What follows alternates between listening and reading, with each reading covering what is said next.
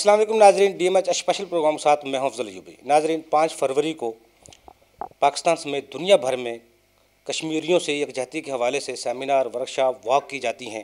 ہم کشمیریوں کے ساتھ ہیں۔ پاکستان اور بھارت کو جب علیحدہ ہوئے تو ایک ایسا کاز جو کشمیریوں کا چھوڑ دیا گیا، جس کی وجہ سے آج تک پاکستان اور بھارت کے عوام ایک دوسرے کی محبتوں سے بہت دور چلے گئے۔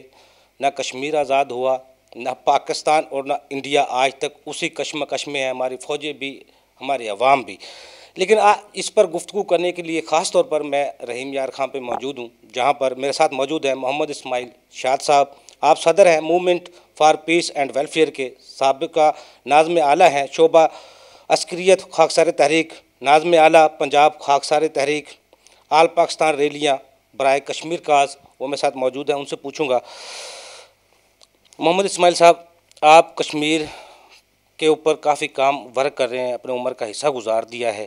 یہ جو کشمیر کی ہم ایک ریٹ ہے ان کے ساتھ کھڑے ہونے کی، وہ ہم کس طرح اس کو آزاد کرانے میں کس طرح کردار ادا کر سکتے ہیں؟ کون سی ایسی موومنٹ ہے جو حکومت کی طرف سے اور عوام کی طرف سے کی جائیں؟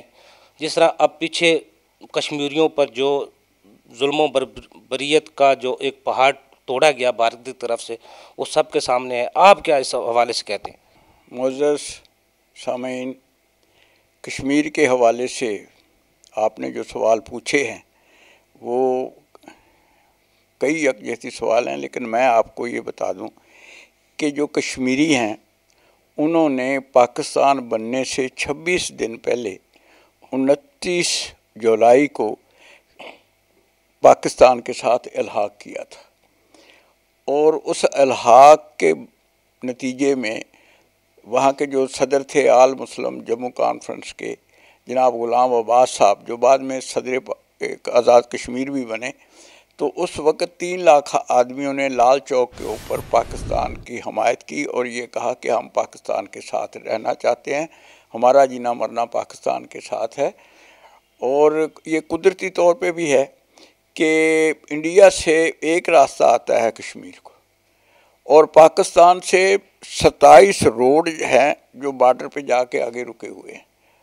ہمارے جو رابطے ہیں وہ کشمیریوں کے ساتھ قدرتی طور پر بہت زیادہ تھے، لیکن بھارت نے غاصبانہ طور کے اوپر 1948 میں وہاں فوجیں اتاری، اور اس کے بعد یہ مسئلہ جو ہے وہ اقوام متحدہ میں چلا گیا، اس لیے کہ ہم استصواب رائے کے لیے اقوام متحدہ نے یہ وعدہ کیا کہ ہم آپ کو آزادی کا حق دیں گے، لیکن وہ وعدہ چونکہ بڑی طاقتوں کی گٹھ جوڑ کی وجہ سے وہ وعدہ آج تک وفا نہ ہو سکا۔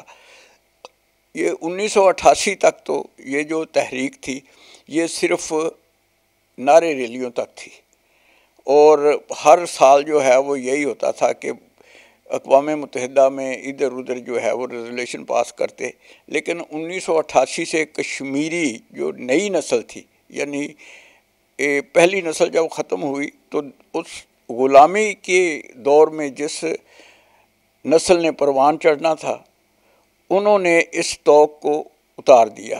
آج وہ کشمیری جو یہ کہتے تھے کہ جاؤ مولوی صاحب سے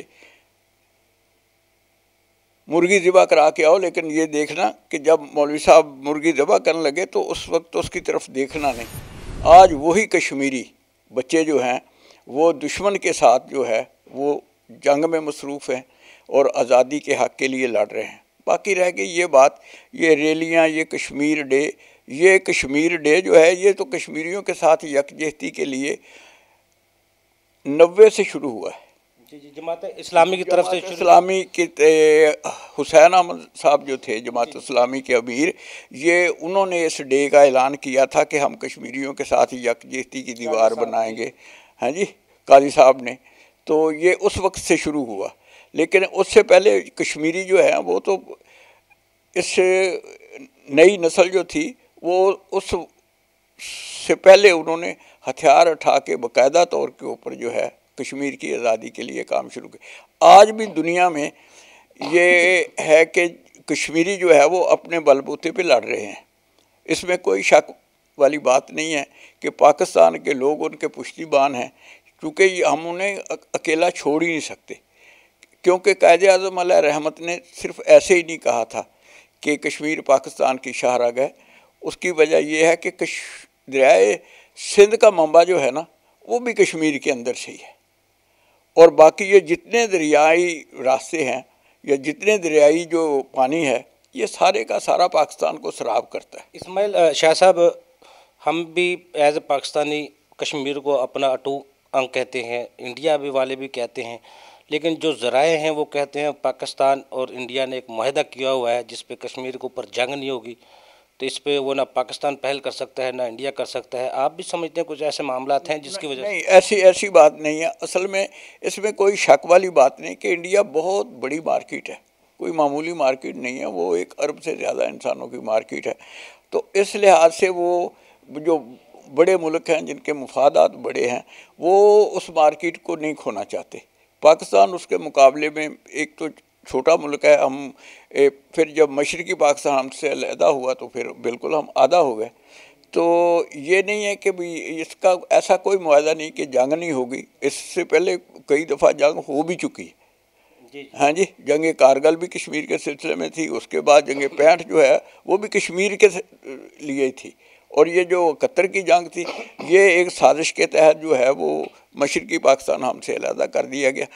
تو بیٹے یہ نہیں ہے کہ یہ صرف اس وجہ سے کہ بھی یہ جنگ نہیں ہوگی، لیکن یہ ہے کہ اب ہم دونوں ایٹمی طاقتیں، یہ میرا جو پمفلیٹ ہے اس میں آپ کو میں یہ بتا دوں کہ ہم نے ایک دفعہ ریلی جو ہے وہ سٹارٹ کی تھی بالا حصار سے، پشاور سے.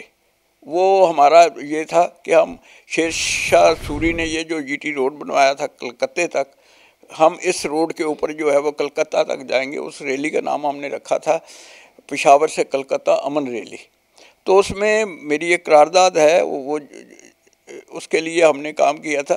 تو اگر آج ایٹمی جنگ ہوتی ہے تو پہلا جو 15 منٹ ہے اس میں تقریباً 2.5 کروڑ آدمی مر جائیں گے. اور اگر اس پہ کشمیر پر جنگ ہوتی ہے تو کتنے کشمیریوں کا نقصان ہوگا؟ کشمیریوں کا نقصان تو جو ہوگا. اگر بھارت اور پاکستان کی جنگ ہوتی ہے تو اب یہ دونوں ایٹمی طاقتیں ہیں. اگر ایٹمی ہتھیار استعمال ہوتے ہیں تو 15 منٹ کے اندر 2.5 کروڑ آدمی مر جائے گا. تو یہ کبھی کوئی بھی دنیا کی جو طاقت ہے وہ اس چیز کو برداشت نہیں کر سکے گی. شاہ صاحب المیہ ہوگا. جس طرح آپ نے ایک طرف اشارہ کروایا ہے وہ عالمی منڈی ہے بھارت.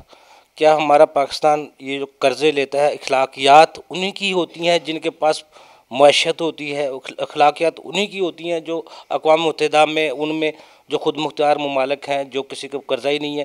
تو کب تک ہم اب اس قرضوں کی دلدل سے نکلیں گے، اپنی اخلاقیات کو بحال کریں گے، اس فورم پہ آواز اٹھا سکیں گے جہاں دوسرے ممالک ہماری بھی سنیں؟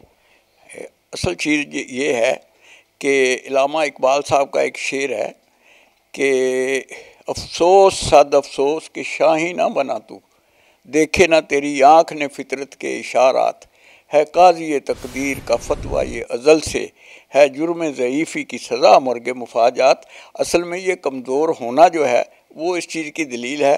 ایک ہم مارکیٹ چھوٹی ہے، دوسرا ہم اگر اس لحاظ سے دیکھیں تو ہماری معیشت جو ہے نا وہ بھی، اور یہ اب بات جو ہے وہ سیاست پہ چلی جائے گی کہ بھئی ہمارے جو حکمران ہیں نا، ہمارے لوگ مخلص ہے. ہمارا کوئی حکمران جو ہے وہ اس چیز سے مخلص نہیں کہ ہم پاکستان کو، جو آدمی پاکستان کو اپنا گھر نہیں سمجھتا وہ پاکستان کا دفاع کیا کرے گا؟ تو اسماعیل صاحب یہ 74 سالوں میں جتنی بھی کمیٹیاں کشمیر پر بنائی گئی ہیں، حکومتی فضل الرحمان صاحب رہ چکے ہیں، دوسرے کمیٹیاں کو رہے ہیں، انہوں نے جو آواز اٹھانی چاہیے تھی وہ اٹھائی. ہم تو دیکھتے ہیں یہ سمندر بھی ہمارے پانی تک بھی انڈیا نے روک لیا، تو پھر کشمیر کو کس طرح اٹھا سکتے تھے؟ میں آپ کو یہ بتا دوں، یہ ہمارے جو سیاسی لیڈر ہیں ان کا یہ عالم ہے کہ کشمیر کمیٹی کے چیئرمین ایک میرے سامنے کشمیر میں گئے تو انہوں نے کہا کہ آپ ہمیں یہ بتاتے ہیں کہ ادھر جنگ ہو رہی ہے لیکن یہاں تو کچھ بھی نہیں. تو اس نے کہا، وہ بڈھے کشمیری نوجوان نے کہا کہ تجھے تو یہ بھی نہیں پتہ کہ یہ کشمیر جو ہے مقبوضہ کشمیر ہے یا آزاد کشمیر ہے، اور تم کشمیر کمیٹی کی ہماری باہر کیا نمائندگی کرو گے؟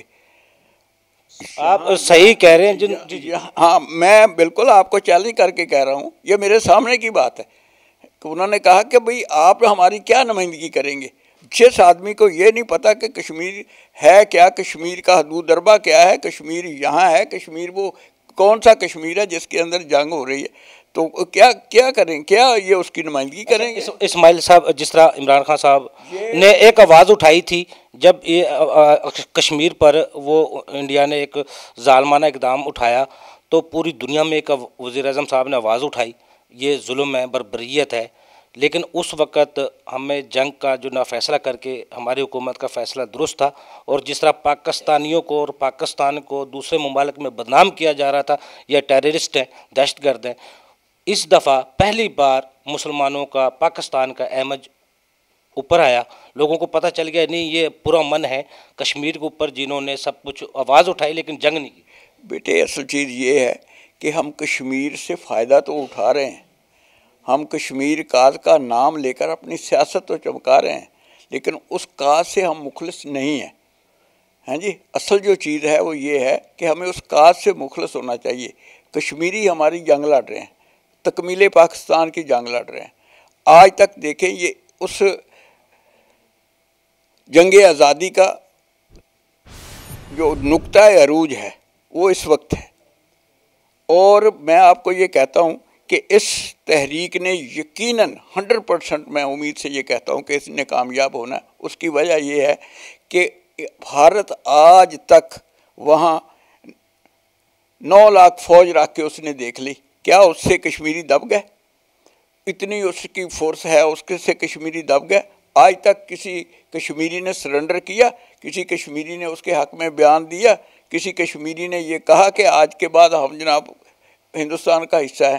تو یہ ایک امید کی کرن ہے کہ ظلم جتنا بھی جہاں ہوتا ہے، ظلم سے کبھی آزادی کو دبایا نہیں جا سکتا، یہی ہمیں تاریخیں بتاتی ہے۔ بالکل، اور یہ ایک دفعہ سردار عبدالقیوم خان احمد بن بلا کے پاس گئے الجزائر، تو انہوں نے جا کے بات شروع کی، تو وہ اپنا کام بھی کرتے رہے، تو انہوں نے کہا جی آپ نے مجھے ٹائم دیا ہے تو آپ میری بات توجہ سے نہیں سنتے ہو۔ انہوں نے کہا آپ بات کرتے رہے، میں آپ کی بات بڑی توجہ سے سن رہا ہوں۔ تو وہ کام بھی کرتے رہے۔ اس کے بعد انہوں نے، سردار صاحب خود بتاتے تھے کہ میں نے آدھے گھنٹے کے بعد میں نے کہا جی ان کے ساتھ بات کرنی فضول ہے، ہیں جی، تو آدھے گھنٹے کے بعد میں نے اپنی بات کو جب ختم کیا تو انہوں نے مجھ سے کہا کہ آپ حمایت آزادی کے لیے آپ حمایت حاصل کرنے آئے تھے میری؟ تو انہوں نے کہا جی۔ تو اس نے اپنے آفس کی پچھلی کھڑکی جو ہے وہ کھول کے وہ کہنے لگا کہ یہ پیچھے شہیدوں کا قبرستان ہے جنہوں نے الجزائر کے لیے قربانیاں دی ہیں، جس روز آپ اتنا بڑا قبرستان بنا لیں گے اس روز آپ کو میرے پاس آنے کی ضرورت نہیں پڑے گی۔ آزادی بھیک میں نہیں ملے گی، آزادی قربانیوں سے ملے گی۔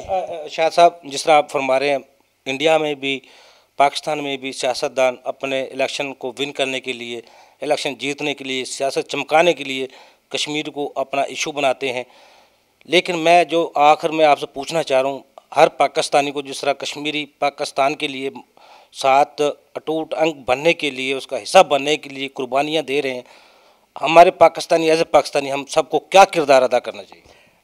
پاکستانی قوم سے ہم کبھی مایوس نہیں ہوئے۔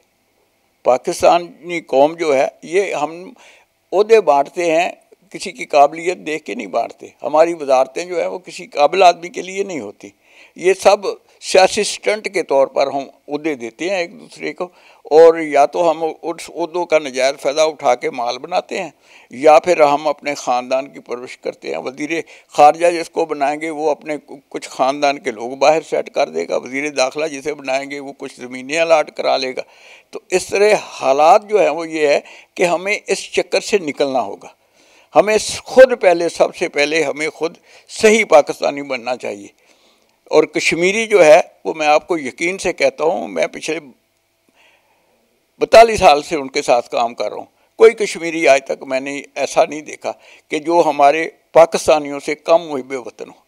وہ تو کشمیر کے لیے شارجہ میں چھکا لگایا جاوید داد نے، انہوں نے جشن منایا اس کا اور 6 آدمی ان کے شہید ہو گئے۔ یہ کل کی بات ہے، T20 میں ہم نے بھارت کو شکست دی، وہاں جناب علی ان کے اوپر گولی چل کے کتنے آدمی زخمی ہو گئے، کتنے بچوں کی بینائی جو ہے وہ ضائع ہو گئی جشن مناتے ہوئے کہ جی ہم بھارت سے ہم جیتے ہیں۔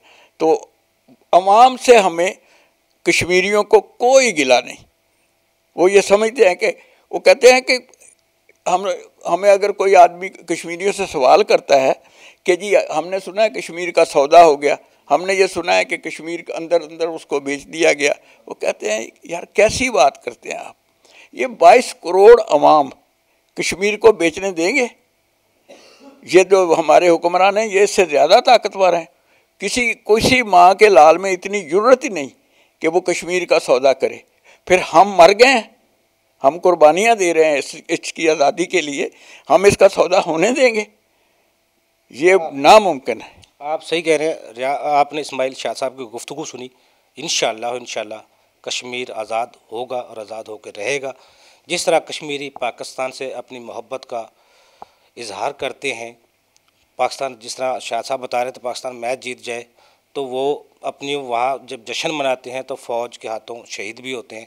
اسی طرح ہم ہر پاکستانی کو اپنی محبت کا اظہار اسی طرح کرنا چاہیے تاکہ حکومتی سطح پر کشمیر کاز کو بھرپور طریقے سے اقوام متحدہ میں اٹھایا جائے تاکہ کشمیر پاکستان کا اٹوٹ انگ ہے اور ٹوٹ انگ بنے اور پاکستان کا حصہ بنے۔